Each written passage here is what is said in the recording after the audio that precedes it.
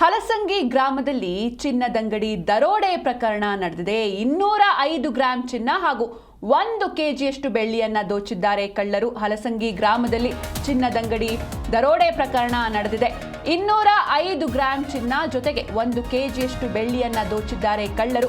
ಬೈಕ್ನಲ್ಲಿ ಬಂದಿದ್ದ ಇಬ್ಬರು ಮುಸುಕುಧಾರಿ ಖದೀಮರು ಈ ಒಂದು ಕೃತ್ಯವನ್ನ ಎಸಗಿದ್ದಾರೆ. ವಿಜಯಪುರದ ಚಡಚಣ ತಾಲೂಕಿನ ಹಲಸಂಗಿ ಗ್ರಾಮದಲ್ಲಿ ಈ ಒಂದು ಘಟನೆ ನಡೆದಿರುವಂಥದ್ದು. ದರೋಡೆ ಮಾಡುವಂತಹ ವಿಡಿಯೋವನ್ನ ಒಬ್ಬ ಮಾಡ್ತಾ ಇರ್ತಾನೆ. ಆತನ ಮೇಲೂ ಕೂಡ ಗುಂಡಿನ ದಾಳಿಯನ್ನ ನಡೆಸಿದ್ದಾರೆ. ವಿಡಿಯೋ ಮಾಡ್ತಾ ಇದ್ದ ಅನಿಲ್ ಮೇಲೆ ಕಳ್ಳರು ಫೈರಿಂಗ್ ಮಾಡಿದ್ದಾರೆ. ಹಲಸಂಗಿ ಗ್ರಾಮದಲ್ಲಿ ಚಿನ್ನದಂಗಡಿ ದರೋಡೆ ಪ್ರಕರಣ ಇದು. 205 ಗ್ರಾಂ ಚಿನ್ನ ಹಾಗೂ 1 ಕೆಜಿಯಷ್ಟು ಬೆಳ್ಳಿಯನ್ನ ದೋಚಿದ್ದಾರೆ ಕಳ್ಳರು. ಬೈಕ್ನಲ್ಲಿ ಬಂದಿದ್ದ ಇಬ್ಬರು ಮುಸುಕುಧಾರಿ ಖದೀಮರು ಈ ಕೃತ್ಯವನ್ನ ಎಸಗಿದ್ದಾರೆ. ವಿಜಯಪುರದ ಚಡಚಣ ತಾಲೂಕಿನ ಹಲಸಂಗಿ ಗ್ರಾಮದಲ್ಲಿ ಈ ಒಂದು ಕೃತ್ಯ ಆಗಿದೆ. ಜೊತೆಗೆ ಯಾವಾಗ ಇವರು ದರೋಡೆಯನ್ನ ಮಾಡ್ತಾ ಇದ್ರು ಅಲ್ಲೇ ಒಬ್ಬ ಅನಿಲ್ ಎನ್ನುವಂಥ ಯುವಕ ವಿಡಿಯೋವನ್ನ ಮಾಡ್ತಾ ಇರ್ತಾನೆ. ಆತನ ಮೇಲೂ ಕೂಡ ಕಳ್ಳರು ಫೈರಿಂಗ್ ಮಾಡಿದ್ದಾರೆ. ಗ್ರಾಮಸ್ಥರಲ್ಲಿ ಆತಂಕ ಮನೆ ಮಾಡಿದೆ. ಇದೇ ಮೊದಲ ಬಾರಿಗೆ ಗ್ರಾಮದಲ್ಲಿ ಈ ತರಹದ ಘಟನೆ ನಡೆದಿದೆ ಅಂತ ಗ್ರಾಮಸ್ಥರು ಆತಂಕವನ್ನ ಹೊರಹಾಕಿದ್ರು. ಅಂಗಡಿ ಅಕ್ಕಪಕ್ಕದಲ್ಲಿ ಜನ ಓಡಾಡ್ತಾ ಇದ್ರು. ಆದರೂ ಕೂಡ ಪ್ಲಾನ್ ಮಾಡ್ಕೊಂಡು ಬಂದು ದರೋಡೆ ಮಾಡಿ ಪರಾರಿಯಾಗಿದ್ದಾರೆ ಖದೀಮರು. 205 ಗ್ರಾಂ ಬಂಗಾರ ಹಾಗೂ 1 ಕೆಜಿಗೂ ಅಧಿಕ ಬೆಳ್ಳಿಯನ್ನ ದೋಚಿ ಖದೀಮರು ಎಸ್ಕೇಪ್ ಆಗಿದ್ದಾರೆ. ಕಪ್ಪು ಬಣ್ಣದ ಯೂನಿಕಾರ್ನ್ ಬೈಕ್ನಲ್ಲಿ ಇವರು ಬಂದಿರ್ತಾರೆ ಇಬ್ಬರು ಮುಸುಕುಧಾರಿ ಖದೀಮರು. ಇನ್ನು ಕಳ್ಳತನ ಮಾಡೋದನ್ನ ದೂರದಲ್ಲಿ ಒಬ್ರು ನಿಂತ್ಕೊಂಡು ವಿಡಿಯೋ ಮಾಡ್ತಾ ಇರ್ತಾರೆ.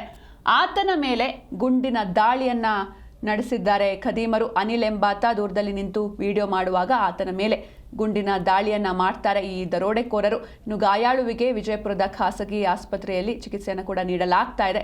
ಅಂದ್ರೆ ಹಾಡ ಹಗಲೇ ನಡೆದಿರುವಂತಹ ಕೃತ್ಯ ಇದು. ಜೊತೆಗೆ ಅಲ್ಲಿ ಸಾಕಷ್ಟು ಜನರು ಕೂಡ ಓಡಾಡ್ತಾ ಇದ್ರು. ಪಕ್ಕದಲ್ಲೇ ಜನರು ಓಡಾಡ್ತಾ ಇದ್ರು ಕೂಡ ಯಾವುದೇ ಭಯ ಇಲ್ಲದೆ ಈ ರೀತಿ ಕೃತ್ಯವನ್ನ ಎಸಗಿದ್ದಾರೆ. ಮಧ್ಯಾಹ್ನ 3 ಗಂಟೆಗೆ ರೀ ನಾನು ಶಾಪ್ನಲ್ಲಿದ್ದೆ. ಶಾಪ್ನಲ್ಲಿರುವಾಗ ಇಬ್ಬರು ಮುಸುಕುದಾರಿಯರು ಬಂದರು. ಶಾಪ್ನಲ್ಲಿ ಬಂದು ನಾನು ಅಂಗಡಿ ಅಪೋಸಿಟೇ ರಿಟರ್ನ್ ಆಗಿ ಮತ್ತೆ ಹೊಳಿಸಿ ಮತ್ತೆ ಬಂದರು. ಮತ್ತೆ ಬಂದ ಬಳಿಕೆ ಇಲ್ಲಿ ಬಂದು ಈ ಬಂಗಾರ ಅಂಗಡಿಯಲ್ಲಿ ಪಿಸ್ತೂಲ್ ತೋರಿಸಿ ಬಂಗಾರನ ಒಟ್ಟು ದೋಚ್ಕೊಂಡು ಹೋಗಿದ್ದಾರೆ. ನಾವು ಬಂದು ಇಲ್ಲಿ ಸೈಡ್ ನಿಂತು ವಿಡಿಯೋ ಮಾಡೋದರಲ್ಲಿ ನನ್ನ ಮೇಲೇ ಬಂದು ಪಿಸ್ತೂಲನ್ನು ಹಾರಿಸಿದರು. ಬಾಜುಕಿನ ಹುಡುಗ ಸ್ವಲ್ಪ ಬಡಿತು. ನಾ ವಿಡಿಯೋ ಇಲ್ಲಿ ಪ್ರತಿನಿಧಿ ಶಿವಾನಂದ್ ಭಜಂತ್ರಿ. ಶಿವಾನಂದ್, ಇನ್ನು ವಿಜಯಪುರದಲ್ಲಿ ಯಾಕೆ ಪದೇ ಪದೇ ಈ ರೀತಿ ಆಗ್ತಾ ಇದೆ ಅಂತ?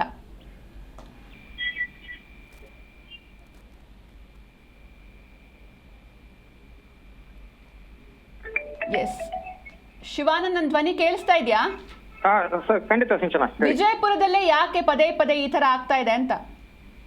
ಖಂಡಿತ ಸಿಂಚನ, ಏನು ಕಳೆದ ಕೆಲವು ತಿಂಗಳುಗಳಿಂದ ಈ ಒಂದು ವಿಜಯಪುರ ಜಿಲ್ಲೆಯಲ್ಲಿ ಏನು ಖದೀಮರು ಕೂಡ ಮನೆಗೆ ತೆರಳಿ ಅಲ್ಲಿರ್ತಕ್ಕಂಥ ಮನೆ ರಾಬರಿ ಮಾಡ್ತಕ್ಕಂಥ ಕೆಲಸವನ್ನು ಮಾಡ್ತಿದ್ರು. ಏನೋ ಇವಾಗ ಏನೋ ಒಂದು ಬಂಗಾರದ ಒಂದು ರೇಟ್ ಏನಿದೆ 1,60,000 10 ಗ್ರಾಮಿಗೆ ಚಿನ್ನಕ್ಕೆ ಏನು ಬೆಲೆ ಏರ್ತಾ ಇದೆ.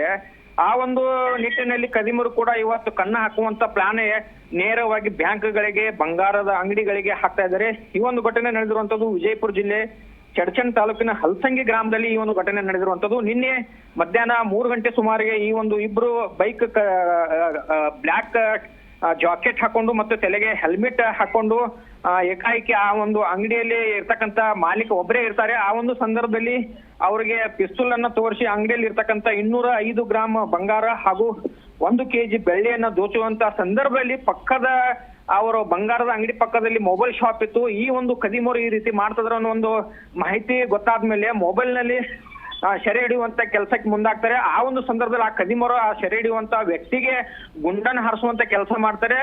ಆ ಒಂದು ಏನು ಸೆರೆ ಹಿಡಿತಾ ಇರ್ತಾನೆ ಮೊಬೈಲ್, ಆ ಒಂದು ಅನಿಲಿನ ಪಕ್ಕದಲ್ಲಿ ಇನ್ನೊಬ್ಬ ಹುಡುಗ ಇರ್ತಾನೆ. ಆ ಒಂದು ಹುಡುಗನ ಕಾಲಿಗೆ ಒಂದು ಗುಂಡು ಕೂಡ ತಗಲಿರುವಂತದ್ದು.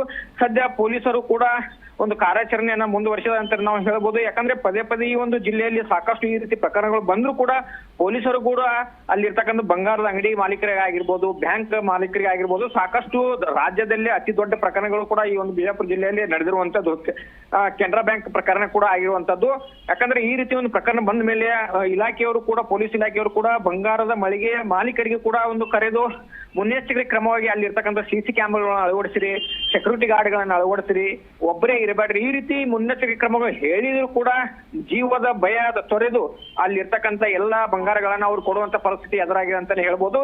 ಪೊಲೀಸರು ಕೂಡ ಈ ರೀತಿ ಪದೇ ಪದೇ ಆಗುವಂತ ಘಟನೆಗಳನ್ನ ಯಾವ ರೀತಿ ಒಂದು ಗಣನೆಗೆ ತೆಗೆದುಕೊಂಡು ಯಾವ ರೀತಿ ಜನರಿಗೆ ಈ ರೀತಿ ನಡೆದಂತ ಸಂದರ್ಭದಲ್ಲಿ ಯಾವ ರೀತಿ ಮುನ್ನೆಚ್ಚರಿಕೆ ಕ್ರಮಗಳನ್ನು ವಹಿಸಬೇಕು ಇನ್ನೂ ಕೂಡ ಅನ್ನೋದು ಕೂಡ ಜನರು ಕಾದು ನೋಡ್ಬೇಕಾಗಿದೆ ಅಂತಾನೆ ಹೇಳ್ಬೋದು Sinchana. Okay, thank you Shivananda Bhajantri ನಿಮ್ಮೆಲ್ಲ ಡೀಟೇಲ್ಸ್ಗಾಗಿ.